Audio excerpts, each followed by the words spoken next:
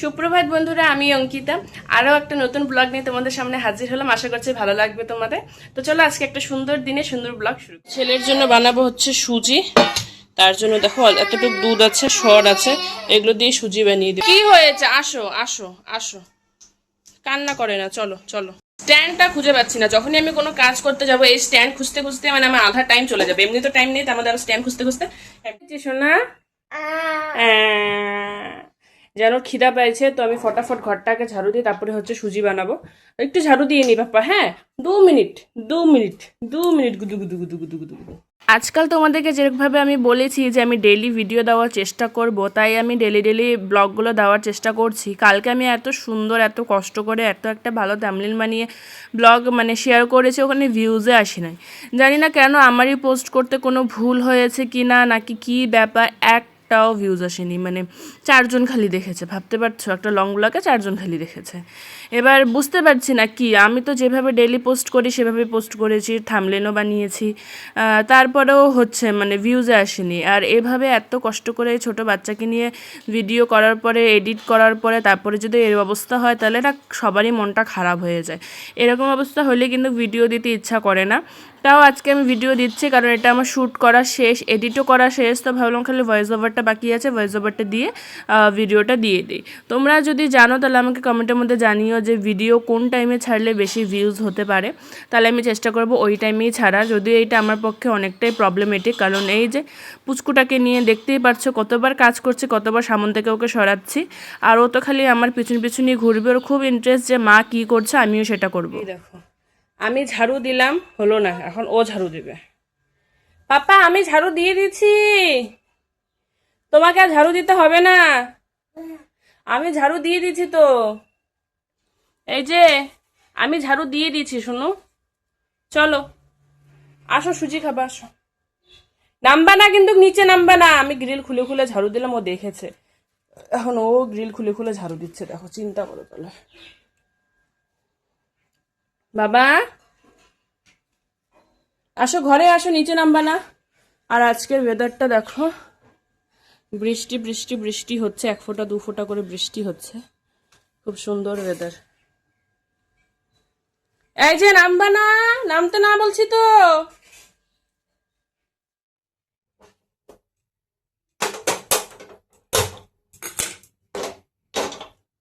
এর আগে যে ভাইরাল ব্যাকগ্রাউন্ড মিউজিকটা, বাঁশির মিউজিকটা, সেটা আমি ইউজ করতাম, কিন্তু ইউটিউব স্টুডিও থেকে আমাকে একটা মেসেজ সবসময় দিত যে এই কন্টেন্টটা এখন তোমাকে হার্মফুল করছে না, কিন্তু যখন তুমি আর্নিং স্টার্ট করবে তখন তোমার হার্ম করতে পারবে, কপিরাইট ইস্যু দিতে পারবে।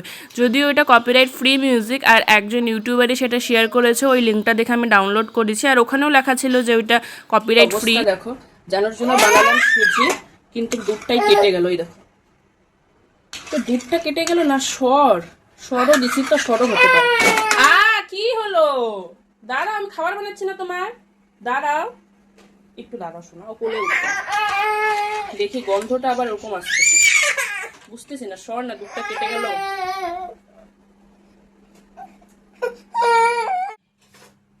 তো ভাবছি যে আমি একটু না 1 চামচ নিচ্ছি প্লেটের মধ্যে। দেখো, এটা খেয়ে দেখি যে যদি দুধটা কেটে যায় তাহলে তো একটা টক টক টেস্ট করবে না।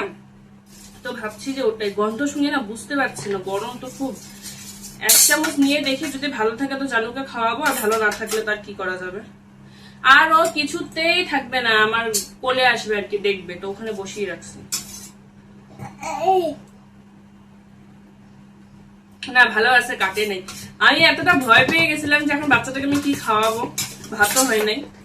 পাপা নামি নামি নামি নামি বাবা, আমি বললাম গরম গরম, আবার কি গরমটাই ধরছে। না না, ধরো এটা, ধরো, এখানে বরফ জমাইছে, বরফ, এটা ওকে দিই, ধরো, ঠিক হয়ে যাবে, কিচ্ছু হয়নি।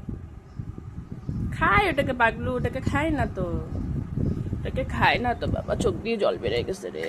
ও হ্যালো, ওলা ওলা ওলা, না না, সোনা বাচ্চা, তুমি তো সোনা বাচ্চা। ইরাম, আসো নিচে, আসো নিচে আসো, সুজি খাবা। তো এদিকে জানো সুজিটাও নিয়ে আসলাম, ঠান্ডা করতে দিলাম। ওকে আগে কি কি মা মা মা ওকে আগে খাওয়াই নেই, তারপরে বাকি কাজবাজ করবো। খাওয়াইনি।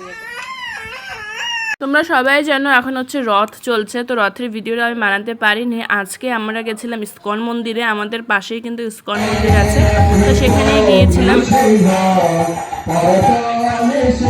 দেখো জগন্নাথ ঠাকুরকে কি সুন্দর করে সাজিয়েছে, সত্যি কি মিষ্টি লাগছে, একদম চোখ ধাঁধিয়ে যাচ্ছে, চোখটা যেন সরছেই না। সবাই কমেন্টের মধ্যে বলো জয় জগন্নাথ। জগন্নাথ ঠাকুরের কাছে খালি একটাই প্রার্থনা, জগন্নাথ ঠাকুর প্লিজ তুমি সবার মঙ্গল করো, সাথে আমাদেরও মঙ্গল করো। আর জানি না কেন আমার সাকসেসটা বারবার আটকে যাচ্ছে, প্লিজ ওটার দিকেও একটু দেখো, কারণ আমি অনেক চেষ্টা করছি, অনেক মেহনত করছি এই ভিডিওর জন্য, কিন্তু কিছুতেই কিছু হচ্ছে না। অনেকদিন থেকে ভিডিও করছি তাও কিছুই হচ্ছে না।